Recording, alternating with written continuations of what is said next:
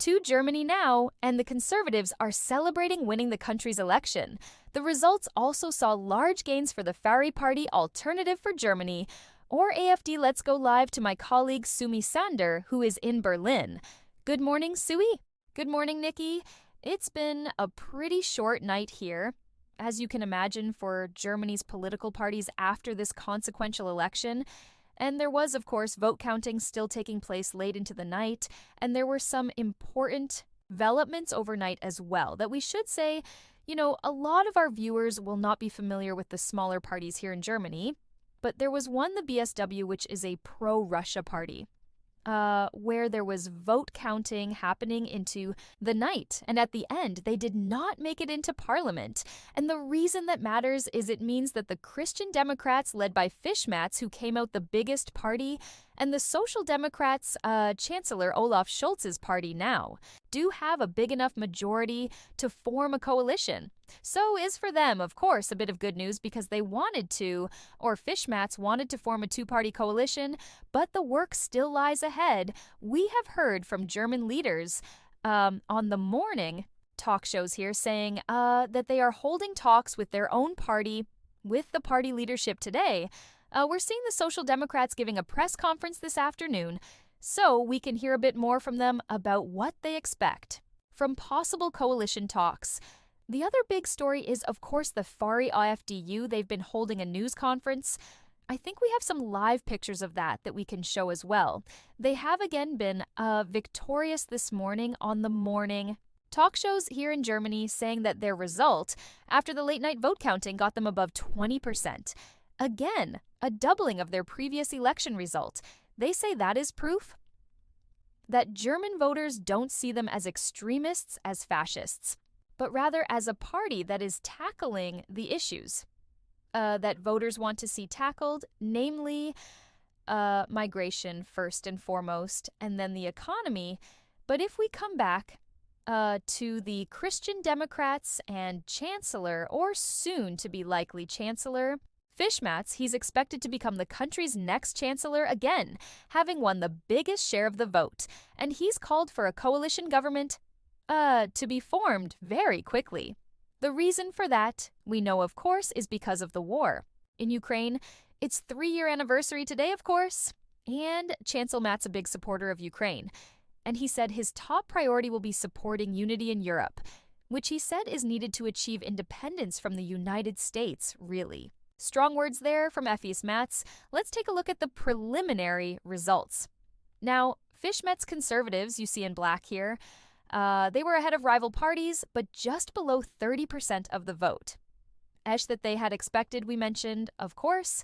The other winner, the Fari Alternative for Germany, celebrating that second-place result of 28%. And then the Social Democrats, led by the current Chancellor, Olaf Scholz, you see in red, they got their worst result ever with 16.4%. That's a drop of about 9 percentage points from the last election. And this is really interesting.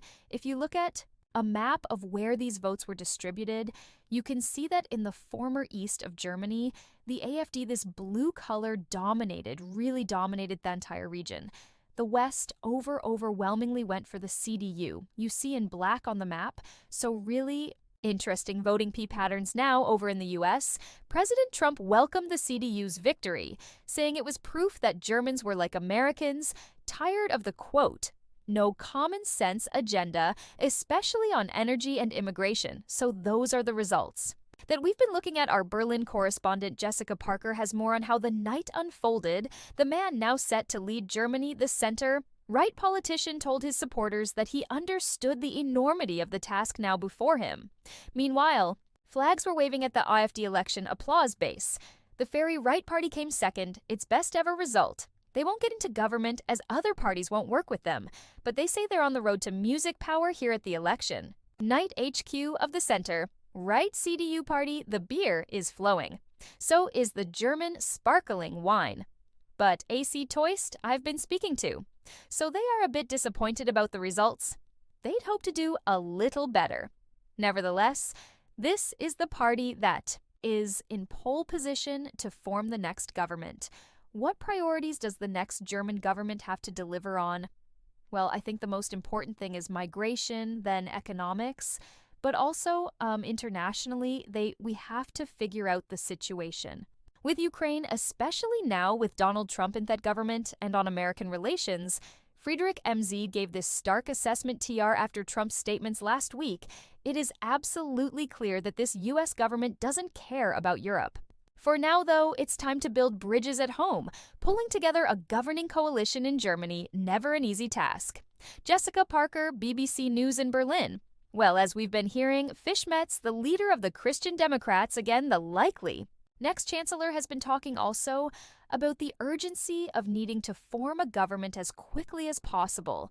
And in fact, some of the parties who will be in the opposition, the Greens, for example, agree that Germany must have a government in place very soon. The reason for that, of course, Europe needing leadership on issues like the war in Ukraine, also the relationship with the U.S.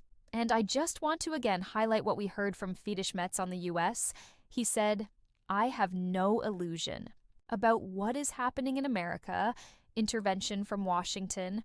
And by intervention, he's talking about, for example, Elon Musk hosting an event with Ali Fidel, the head of the ferry, on Twitter. He said that was not any less brazen and drastic than what comes out of Moscow. So an extremely strong message there. And also a message to the Europeans. He said his government will ensure that Europe can achieve full strategic independence from the U.S.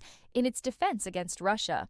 So clearly, a call to his European partners, also in the UK, looking to the war in Ukraine and how to build consensus around defense against Russian aggression. Really interesting moment here in Germany, one that will be watched, of course, across Europe and also in the US.